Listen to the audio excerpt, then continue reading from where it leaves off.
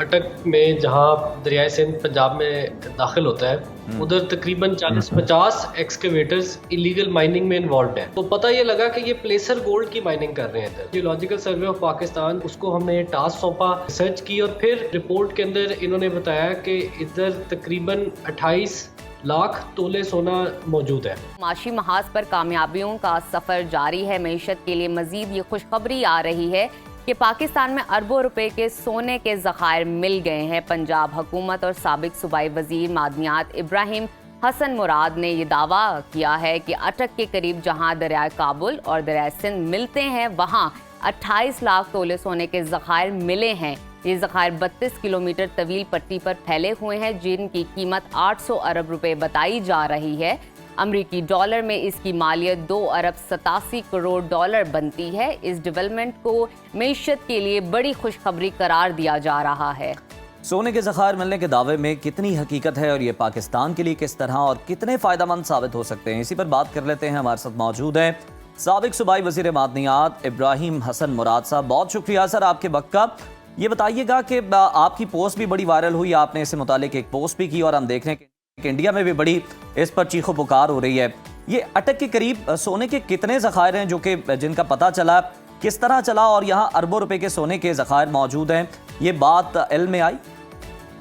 जी, ये बात शुरू यहाँ से हुई कि हमें एक दिन पता लगा कि अटक में जहाँ दरियाए सिंध पंजाब में दाखिल होता है उधर तकरीबन 40-50 एक्सकेवेटर्स इलीगल माइनिंग में इन्वॉल्व हैं और उधर लेबर भी थी और पूरा एक ऐसा लग रहा था कि ग्रैंड ऑपरेशन हो रहा है। अच्छा। तो जब ज़िले इंतज़ामिया को उधर हमने भेजा, मशीनरी को इम्पाउंड किया, उधर जो अफराद उसमें मुलव्वस थे उन पर FIRs हुई, तो पता ये लगा कि ये प्लेसर गोल्ड की माइनिंग कर रहे हैं इधर।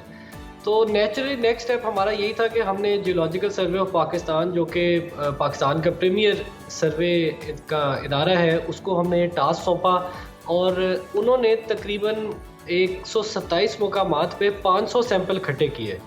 और मैं बताना चाहूँगा कि तकरीबन एक 25 किलोमीटर की बेल्ट है जो अटक खुर्द से शुरू होती है और गाजी तक कंटिन्यू करती है। तो इस इलाके में तकरीबन 18,500 एकड़ में ये 75 स्क्वायर किलोमीटर के एरिया के अंदर इन्होंने ये रिसर्च की और फिर अपनी रिपोर्ट के अंदर इन्होंने बताया कि इधर तकरीबन 28 लाख तोले सोना मौजूद है। और वहाँ से आगे बात ये आई कि कोई 9 ब्लॉक्स बनाए गए और नेक्स्ट हमारा स्टेप ये था कि इनका फिर आगे जाके ऑक्शन होगा। जो इसमें छोटा ब्लॉक था उसमें तकरीबन 1.25 लाख तोला सोना अवेलेबल था जो कि तकरीबन 35 अरब मालियत का बनता है।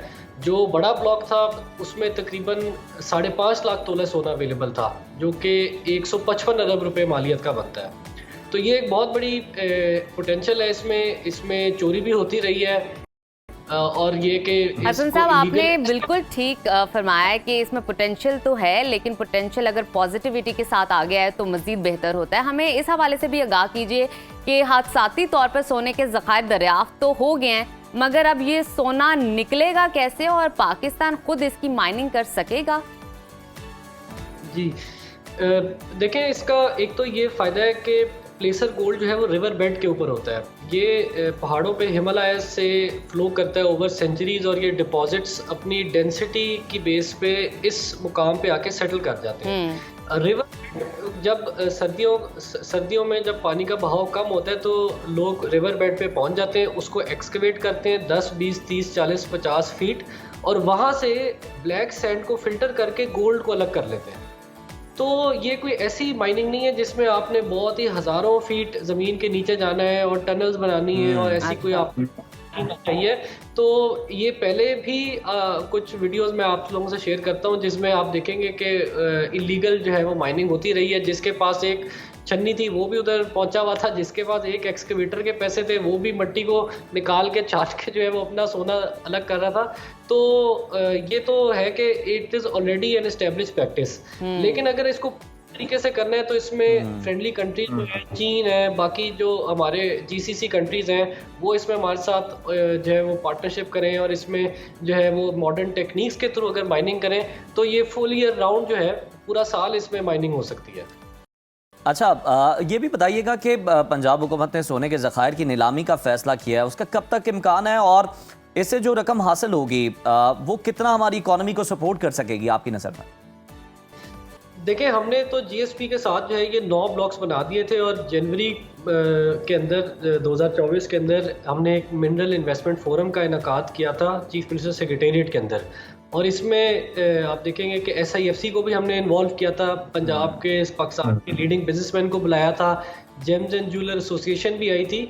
और उसका हमारा पर्पज़ यही था कि हमने उनको इस बात की इतला दी थी कि मुस्तकबिल में इनका ऑप्शन होगा। अब यह है कि ऑब्वियसली उससे 1 साल का वक्त गुजर गया है और इसको फौरी तौर पे इसके रूल्स बना के इस पे मीटिंग्स रख के इसको जो है वो कंक्लूजन तक पहुंचाना चाहिए। इसका जो ऑप्शन है, मेरे इल्म में आया कि KP ने इसमें शायद एक स्टेप आगे ले लिया है, तो इसको करना चाहिए। और इसमें जो भी इसकी वैल्यू मार्केट डिटरमिन करेगी, लेकिन ये अरबों में ही होगी। ये ऐसा नहीं होगा कि जो है वो कोई कौड़ियों के भाव जाएंगे। इंशाल्लाह मुझे बिल्कुल ठीक है। अब हम उम्मीद करते हैं, दुआ करते हैं कि जिस तरह आप कह रहे हैं इब्राहिम हसन साहब, इसी तरह हो। बहुत शुक्रिया आपके वक्त का। इब्राहिम हसन मुराद साहब हमारे साथ बता रहे थे कि इस तरह की वीडियोस भी मौजूद हैं और बड़े इंटरेस्टिंग तरीके से ये एक्सप्लोर हुआ कि जनाब ये किस तरह से लोग जो है ना वहाँ पे कुछ माफिया था जो कि सोना वहाँ से निकाल रहा, जो था वो लेके पहुंच चले उम्मीद करते हैं कि अच्छे तरीके से इसकी माइनिंग हो और मुल्क की तरक्की में जनाब, मुल्क की तकदीर को बदलने में ये जो इससे हमें मुनाफा हासिल होगा वो जनाब अपना किरदार अदा करे।